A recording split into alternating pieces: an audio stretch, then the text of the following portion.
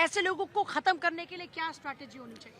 सबसे पहले तो जो भी ये वाइट कॉलर मॉड्यूल निकला है उसके जड़ में जाना चाहिए। आपको भी पता है कि इसमें जितने भी कल्प्रिट आए हैं वो सारे के सारे एक एक संप्रदाय से चाहे एक समूह से निकल रहे हैं।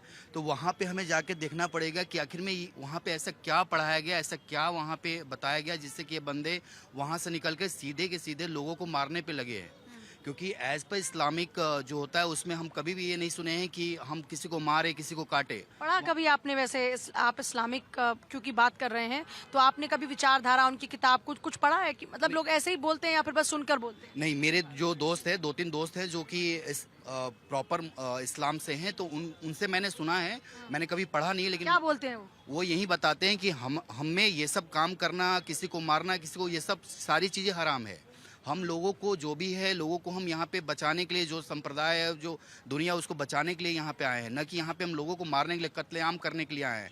यहाँ तो लोग बम मार करके, यहाँ पे जो अभी दिल्ली में हुआ इस्लाम था। ये नहीं कहता कि आप लोगों की जान लो। जी नहीं, एकदम नहीं करता इस्लाम कि आप लोगों की जान लो। कोई भी धर्म नहीं कहेगा कि आप लोगों की जान लो, चाहे हमारा हिंदू धर्म हो, चाहे मुसलमान हो, चाहे कोई भी धर्म हो, कभी नहीं बोलेगा। हमने अभी 10-12 दिन पहले जो घटना हुई उसमें देखा कि लोगों की हाथ कटे हुए 100 फीट दूर कटे हुए दिखाई दिए, इधर दिखाई दिए, उधर दिखाई दिए। आखिर में जो बंदा, जिसकी किसी का पिता होगा, किसी का भाई होगा, वो मरा होगा, उसको कैसा लग रहा होगा, ये इनको देखना होगा। और मैं अपने सरकार से यही दरख्वास्त करता हूँ कि इसके जड़ तक जाए और इसको एकदम निस्संत तरीके से, जैसे उन्होंने हत्या की है, उनकी भी हत्या किया जाए। ये एक तरह से हमास का मॉड्यूल था जो इजराइल पे हुआ था, हमास ने जो किया था इजराइल पे, सेम वही मॉड्यूल हमारे भारत में ये लोग लगा रहे हैं। और ये चीज़ 100% है। और माना भी है, अभी पाकिस्तान का एक मुख्यमंत्री है, उसने माना है पीओके का कि हाँ, ये चीज़ पाकिस्तान से ही हुआ है, पाकिस्तान से ही ऑपरेट हुआ है। यहाँ पे जितने स्लीपर सेल है उसको हमें ख़त्म करना ही होगा। स्लीपर सेल को खत्म करना होगा। क्या होना चाहिए खात्मे का तरीका?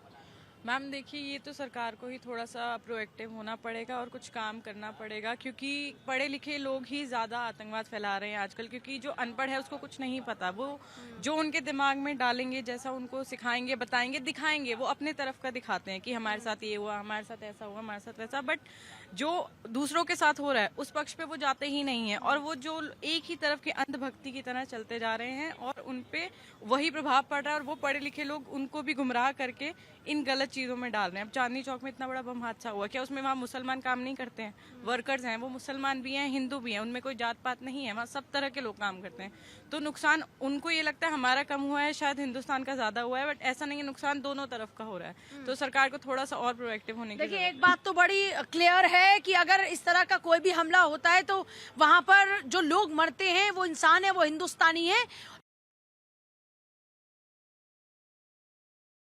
तो लोग इस तरह की हरकत करते हैं, उनको फर्क नहीं पड़ता। वो वहां पर जब हमला करे तो नहीं देख रहे कि कौन किस धर्म से वो हमला कर रहे हैं। यह इंसानियत का सबसे बड़ा कत्ल है।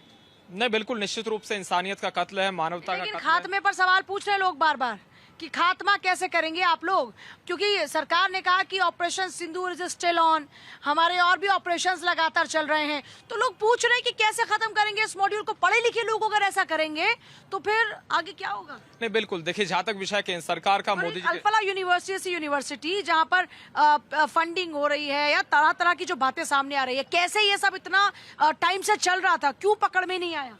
जी नहीं, देखिए, उस विषय पर तमाम सारे विपक्ष के नेताओं के बयान आते हैं। अगर अल्फला की बात कर ली जाए, चाहे इमरान मसूद हो, अन्य नेता हों, और भी बहुत सारे इस प्रकार के नेता हैं जो इस टाइप के सवाल पूछते हैं, तो उनसे ही सवाल होना चाहिए।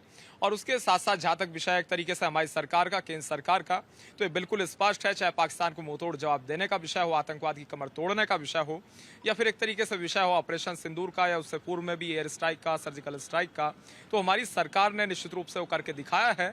और आतंकवाद की रीढ़ की हड्डी तोड़ने का काम मोदी जी के नेतृत्व में सफलतापूर्वक हुआ है। और मैं समझता हूँ आतंकवाद मुक्त भारत का निर्माण किस रूप में बने, इस क्षेत्र में निश्चित रूप से हमारी सरकार चिंतित है, इसमें किसी रूप में दो राय नहीं है। और उसके साथ साथ जहाँ तक विषय है सजा दिलवाने का, किसी को नहीं बख्शा जाएगा, ये बिल्कुल स्पष्ट है। लेकिन कांग्रेस, मैं समझता हूँ कांग्रेस पार्टी के प्रवक्ता से भी और कांग्रेस से सवाल पूछा जाना चाहिए, चाहे वो मणिशंकर अय्यर के विषय पर हो। बिल्कुल, आइए अमर जी, जवाब दीजिएगा। हाँ जी नहीं, देखिए, जहाँ तक विषय मणिशंकर अय्यर का या अन्य नेताओं का, तो उसके विषय पे भी इनसे सवाल होने चाहिए। वो किस किस टाइप के बयान देते रहे, मोदी जी के ऊपर आरोप लगाते रहे, लेकिन हमारी सरकार में सफलतापूर्वक आतंकवाद को मुंहतोड़ जवाब डंके की चोट पर दिया जाए। आप मुझे ये बता दीजिए, भारतीय जनता पार्टी के प्रवक्ता हैं, मुझे ये बता दीजिए क्या कांग्रेस ने कभी कहा कि आतंकवाद को मत मारो आप? हम तो कह रहे हैं मारो। आप मुझे इनसे पूछना चाहते हैं जिस यूनिवर्सिटी में ये जो डॉक्टर्स को आतंकवाद पैदा किया जाता है, यूजीसी ने अभी तक उसको कैंसिल किया है क्या? अभी क्या कर रही है, क्या देख रहे हैं? नहीं, बिल्कुल एक्शन होना चाहिए, एक्शन की बिल्कुल है। अरे भाई कब, अरे उसको बंद कीजिए ना आप, कब होगा? नहीं, बिल्कुल सही बात है, एक्शन होना चाहिए, एक्शन हो रहा है। देखिए जिस तरीके से कांग्रेस पार्टी के प्रवक्ता चीख रहे हैं तो जनता देख रही है स्पष्ट रूप से कि कांग्रेस पार्टी की मानसिकता क्या है। अरे भाई मार के हमको घर दे जा रहा है और जनता देख रही है। बता दो आप मुझे, कोई जनता कहेगा कि जो आतंकवाद हमको मार के जाएगा उसको छोड़ दे? 26/11 के विषय पर आप उत्तर देंगे क्या? 26/11 का हमला हुआ, हमने उसको फांसी पे लटका दिया। आप क्या कर रहे हो ये बताओ ना आप। अरे भाई जो भी फांसी पे लटका दिया आपने तो कसाब को, आपने तो उसपे आपने तो सुप्रीम कोर्ट को रात के 2 बजे उठाया है और उसके अरे वकील हो ना, वकील हो, आप गलत बोल रहे। कानून से क्या करता है? कानून क्या कहता है? आतंकवादी को कानून के लिए 2 बजे कोर्ट खोली जाए। आप कानून पे उंगली ना उठाए। कानून क्या कहता है बताइए? भी अपनी बात रखने का हक है। आतंकवादी को, है या नहीं है? आतंकवादी को, आतंकवादी नहीं, आतंकवादी को, आप अपनी सरकार को पहले आप अरे भाई आतंकवादी हो, कोई भी हो, कोई भी हो, आप मुझे बता दो। क्वेश्चन कैसे कर रहे हैं? आप मुझे बता दो, आप क्या बता दीजिए? आप मुझे बताओ है या नहीं है? आतंकवादी के लिए आपके नेता क्यों खुलवाते हैं? नहीं है मेरे नेता नहीं सवाल ये है कि मेरा नेता आतंकवादी को आपके मेरा नेता कोई नहीं खुलवाता है, कोई नहीं खुलवाता है, कोई भी नहीं। अरे भाई वो वकील है, वो वकील है, बात खत्म है। वो वकील है, तो वो वकील हो गए। कोई प्रेजेंटेशन नहीं है, वो वकील है, अपना प्रोफेशन करता है। वो करते हैं प्रोफेशन, एक बात आप जान लीजिए, लेकिन एक कसाब वकील के लिए होकर के गलत बात पर बोलते एक हैं। सवाल मुझे बता है, दीजिए। पर एक सवाल है कसाब के आप लिए। चेंज कर दो संविधान सिब्बल में। एक सेकंड, आपकी सरकार है, चेंज सिब्बल कराओ। साहब मेरी एक सरकार सेकंड, ऐसे बात करने के लिए नहीं है। सिब्बल साहब बगैर पैसे अरे के वो तो काम वकील नहीं है, करते ना। वकील है, उसका सिब्बल फीस मिलता है, साहब उसको पैसा कसाब मिलता के लिए है, उसको पैसा मिलता है। हम कह रहे हैं कसाब ना। के लिए पैसे देने वाला कौन था इस देश में? लॉ कहता है, लॉ कहता है किसी भी व्यक्ति को अपनी बात कहीं नहीं देता। कहाँ जाके लिखा हुआ क्या? आप दिखा दो, आप झूठ मत बोलिए, आप दिखा दो, नहीं बोलिए। खोलो ना, लो खोलो, ये लिखा हुआ है क्या? आप दिखाओ, मुझे दिखाओ। आप लिखाओ, कहाँ? आतंकवाद कहीं लिखा हुआ है क्या? आप दिखाओ ना। आप जो है झूठ फालतू मत करो। फालतू की बात आप बता रहे हैं। संविधान में चेंज कराओ, करबला नहीं चेंज करते कराओ आप। संविधान को। आप कि आतंकवाद के खिलाफ जो भी सबक करेगा उसकी सजा होगा। बिल्कुल नहीं, लेकिन गलत बात नहीं। आप ऐसा जायज मानते हैं कि एक आतंकवादी के लिए देर रात अदालत मैं गलत मानता हूँ, मैं गलत आपके मानता नेता ही क्यों हो हूँ, जाते हैं? गलत मानता हूँ, मैं गलत मानता हूँ। चेंज करा दो। और आतंकवाद को पूजा जी मैं इनसे ये पूछना चाहती हूँ, जो इतना ये चीख रहे थे इस बात के लिए कि लॉ में दिखा दीजिए, लॉ में कहाँ लिखा है कि आतंकवाद को सपोर्ट मिलना चाहिए। आज इन्होंने जब 26/11 का हुआ था, इन्होंने रात को 2 बजे सुप्रीम कोर्ट खुलवाया। कपिल सिब्बल ने इनकी पार्टी को प्रेजेंट करा। फांसी भी दिया हमने। कब दिया?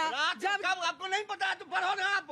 अरे फांसी रात को कब 2 दिया? बजे फांसी मिला उसको। कब मिला? कितने दिन रात बाद? के 2 बजे उसको फांसी मिला कि नहीं मिला?